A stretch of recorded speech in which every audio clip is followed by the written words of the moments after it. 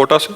राधे राधे राधे महाराज जी। महाराज जी, लोग तीर्थ स्थान पर तीर्थ याटन करते हैं, जबकि भगवान सभी जगह हैं, कन कन में हैं, तो धार्मिक स्थलों पर जाना चाहिए या नहीं महाराज जी? मेहंदी में लालिमा होती है ना, पर मेहंदी के पूरे पेड़ को चीर डालो, कहीं लालिमा दिखा दो तुम तुम्हें समझे नहीं ना। उसकी एक प्रक्रिया है ना। उसके पत्ते तोड़िए, उसको बांटिए, बांट के लगाइए, आधा घंटा लगा रहने दीजिए, फिर धो दीजिए। तो आपको दूध में घी है, पूड़ी पका सकते हो, लेकिन घी है उसी में। उसकी एक प्रक्रिया है, उसको दही बनाओ, मंथन करो, मक्खन निकालो, फिर उसको तप्त करो, तब वो घी बन जाएगा। समझ रहे ना? ऐसे परमात्मा सर्वत्र है।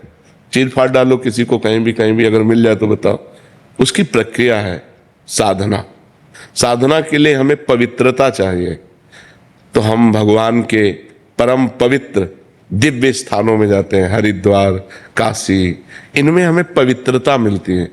जब हमारा हृदय पवित्र होता है तो हमारे अच्छे भाव होते हैं, तो वो भाव भगवान को समर्पित हो जाते हैं और हमें भगवान का अनुभव हो जाता है। जब हमारा भाव बन जाए ना, तो हम कुत्ते से भी भगवान प्रकट कर सकते हैं।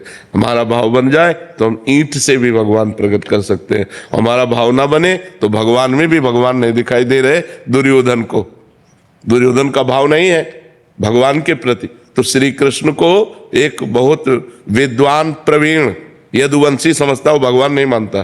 दुर्योधन भगवान नहीं मानता। जब भगवान ने विराट रूप दिखाया तो बंदी बनाने की कोशिश की। वो भगवान को मनुष्य मानता रहा, कभी भगवान नहीं माना। तो बात समझ में नहीं?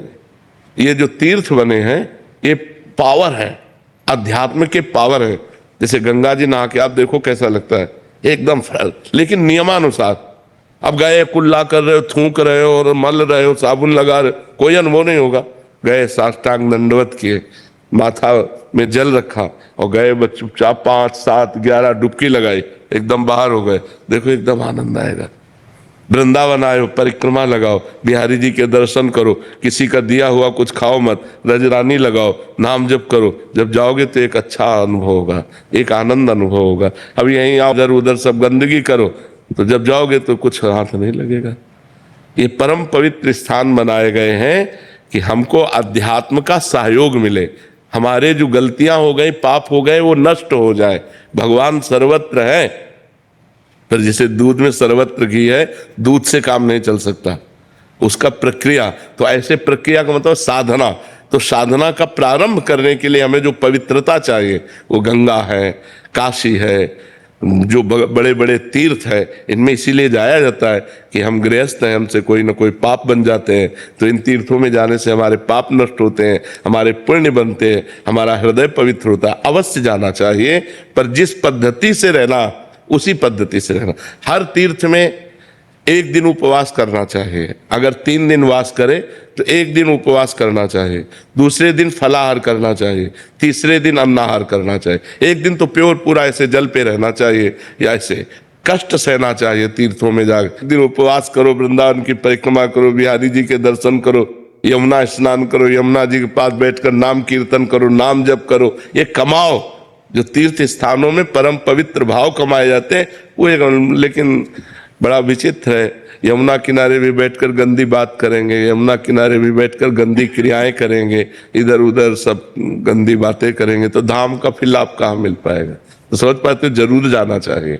और महाराज जी, जैसे इतने बड़े बड़े तीर्थ स्थल है, कभी कभी वहाँ पे अनहोनी हो जाती है, इंसान भगवान को पाने जा रहा है। आप हमारी बात सुनो। अनंत जन्मों से भटका हुआ जीव, शरीर तो छूटना ही है, राइट टाइम है शरीर का। और अगर वो हरिद्वार में शरीर छोड़ता है, वो वृंदावन में शरीर छोड़ता है, काशी में छोड़ता है, तो उसे भगवान की प्राप्ति हो जाएगी। कितना बढ़िया लाभ मिला। शरीर तो छूटना ही था, लेकिन शरीर ऐसी जगह छूटा कि भगवान की प्राप्ति हो गई। तो इसमें लाभ हुई कि हानि हुई? लाभ। हाँ, तो हमें नेगेटिव नहीं सोचना, हमें पॉजिटिव सोचना है। काशी है, वृंदावन धाम है, हरिद्वार है, गंगा का तट है, यमुना का तट है, इनके किनारे प्राण निकलते हैं तो जीव की उत्तम गति होती है। प्राण तो निकलने थे, लेकिन यहाँ निकले, ये उत्तम गति हुई। जैसे आपके 100 रुपया जेब से बिहारी जी के सामने कट गए, तो निश्चित मान लो करोड़ों का नुकसान होना था। आप वृंदावन आए तो धाम की कृपा से मात्र 100 रुपये में वो कार्यक्रम हो गया तुम्हारा। अब वो अगर तुम पॉजिटिव नहीं सोचते तो नेगेटिव सोचकर चलोगे, तुम आए ना तो तुम्हारा मंगल हो गया। करोड़ों का नुकसान भगवान ने 100 रुपये में निपटा दिया। या ठोकर लगी, थोड़ी चोट लग गई, बहुत बड़ी हानि थोड़ी सी चोट में निपटा दी, उसे हम निगेटिव क्यों सोचे, उसे हम पॉजिटिव सोचे। जो सत्य है, जो सत्य है, ये परम सत्य है, कोई बहानेबाजी नहीं, ये परम सत्य है। एक दो मित्र थे, एक जब सयाने हुए तो शराब पीने लगे, गंदे आचरण करने लगे, वैश्यागमन, जुआ खेलना, शराब पीना, ऐसे सब। और एक था रोज गंगा नहाने जाना, भजन करना, शास्त्रों का स्वाध्याय करना।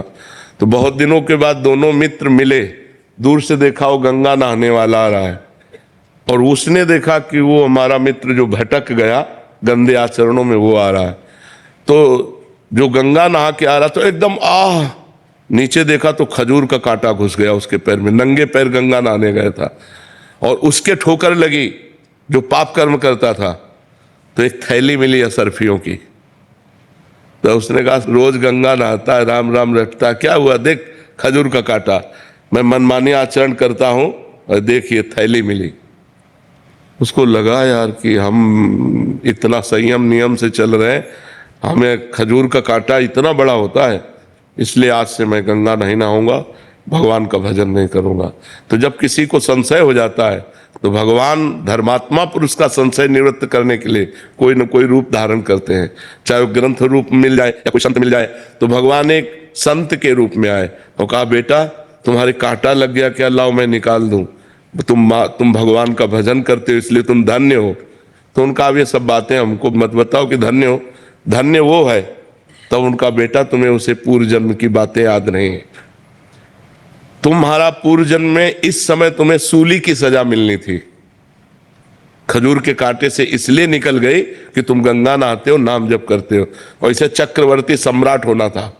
और ये अपने पाप कर्म करके बस ये आखिरी थैली है, ये जहां भोग लेगा तो इसको दुर्गति प्राप्त होगी, और तुम्हारा ये कांटा ही आखिरी है, और ये जहां हटा, इसकी पीड़ा हटी तो तुम आगे परम धाम को परम लाभ प्राप्त करोगे।